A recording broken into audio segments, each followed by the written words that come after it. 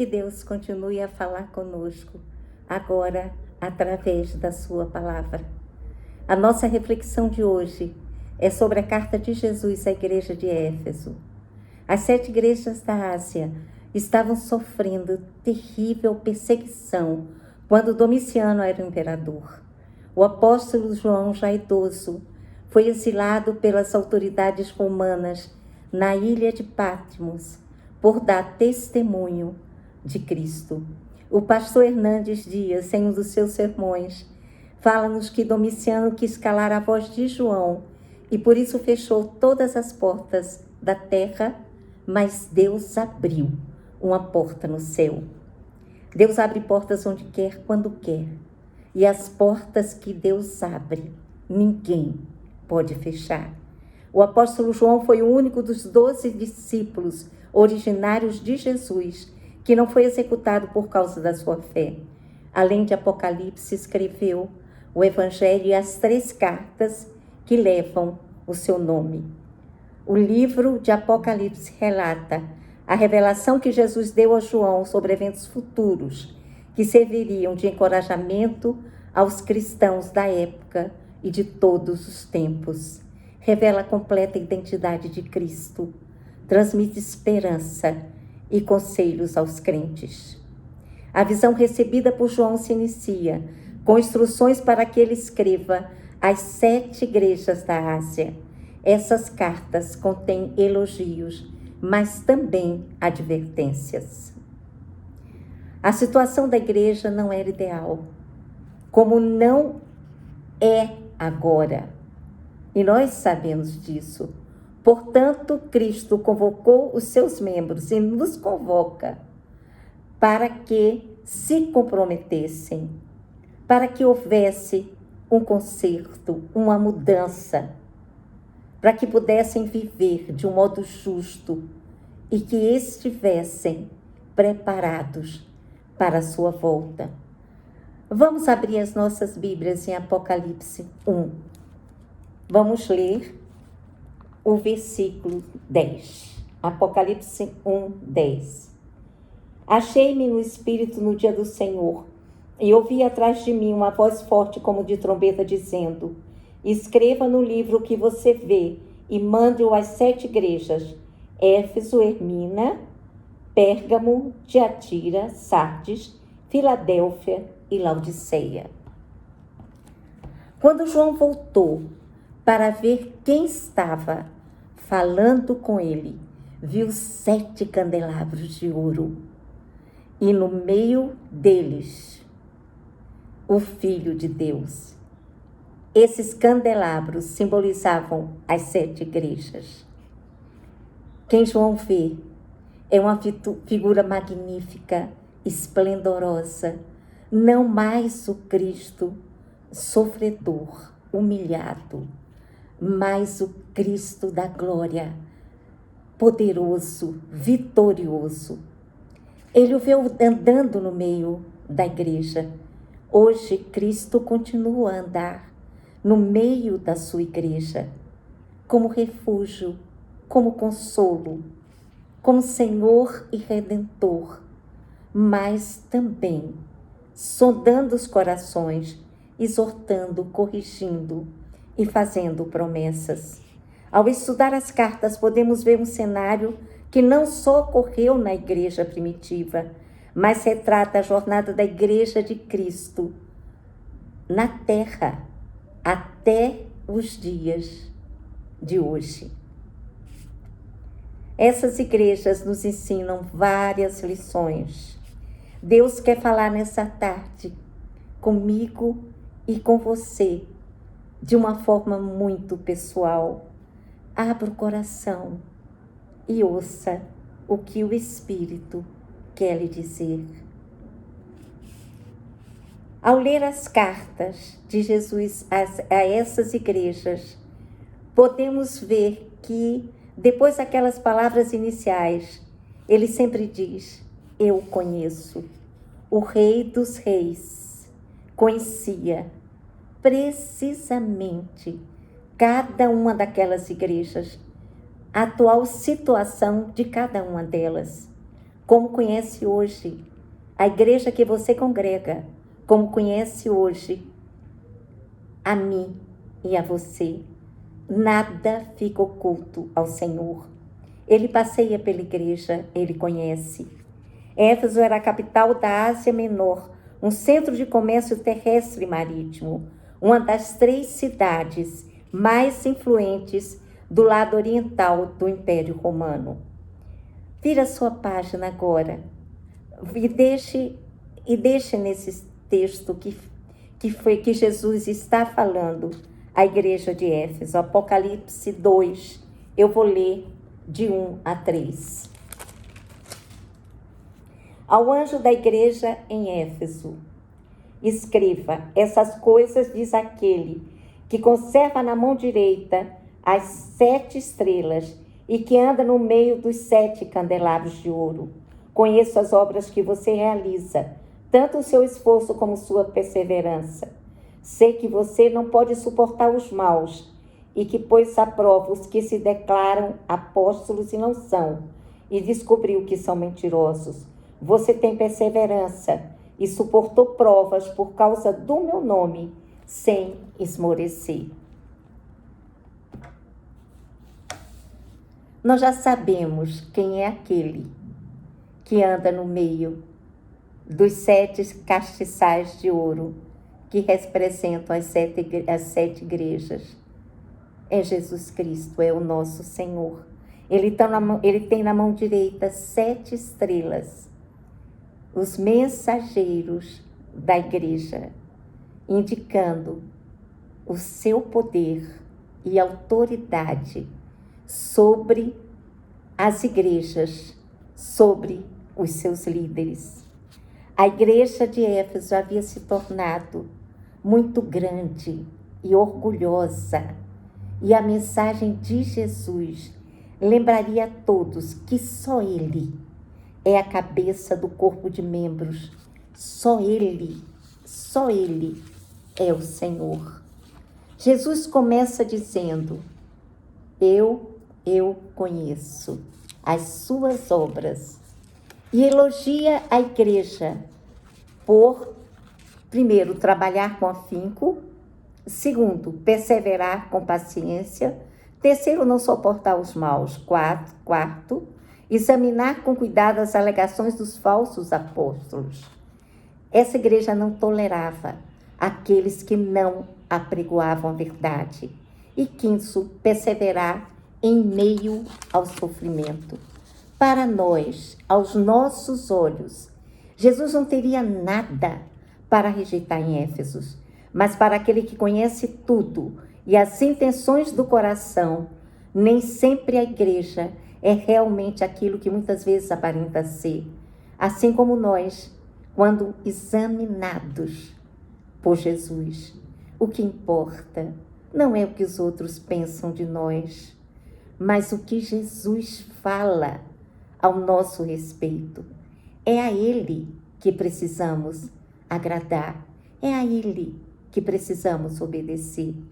O que Jesus rejeitou em Éfeso, nós vemos em Apocalipse 2:4. Tenho, porém, contra você o seguinte: você abandonou o seu primeiro amor. Tudo que a igreja estava fazendo não tinha valor para Jesus, porque estava faltando o essencial. Estava faltando amor. O amor a Cristo, o amor entre os irmãos, o amor ao próximo. Todas as igrejas deveriam ter essas características que Jesus elogiou em Éfeso, mas esses louváveis esforços devem nascer do nosso amor a Cristo. Tanto Jesus como João enfatizam o amor ao próximo como autêntica prova das boas novas de salvação. Disse Jesus: nisso todos conhecerão que são meus discípulos, se tiverem amor uns pelos outros. João 13:34. Aconselhou João de uma forma muito carinhosa: filhinhos, não amem de palavras nem de boca para fora, mas de fato e de verdade. 1 João 3, 18. O amor precisa ser manifesto através das nossas ações.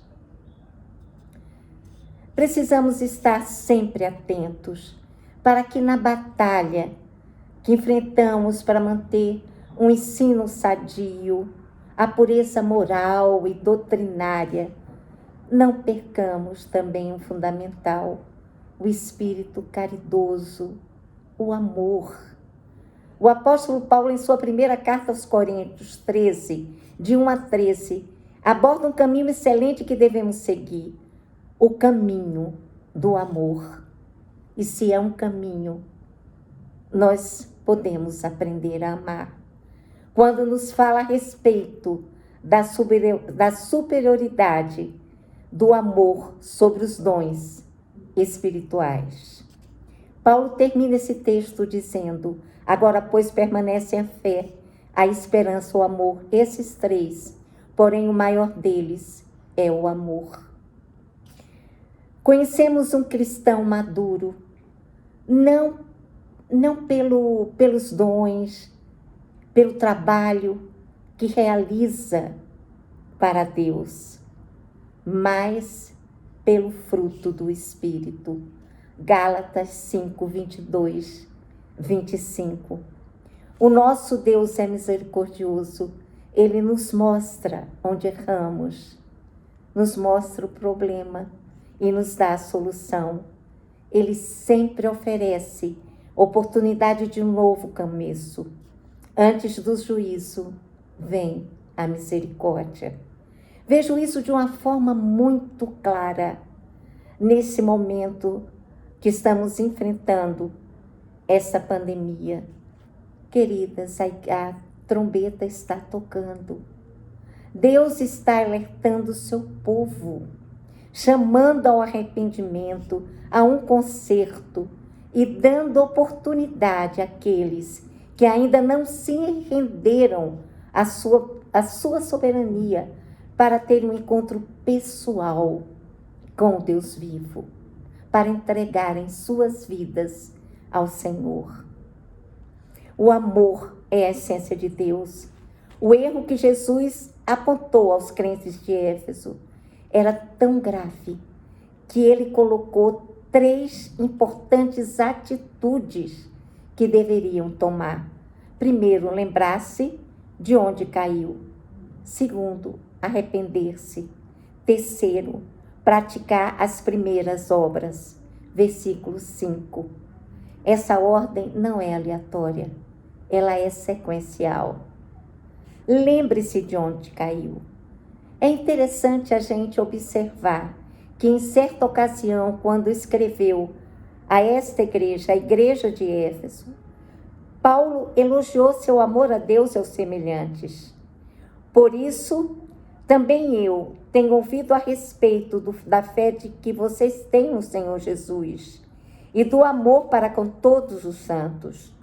Não cesso de dar graças por vocês, mencionando-os nas minhas orações.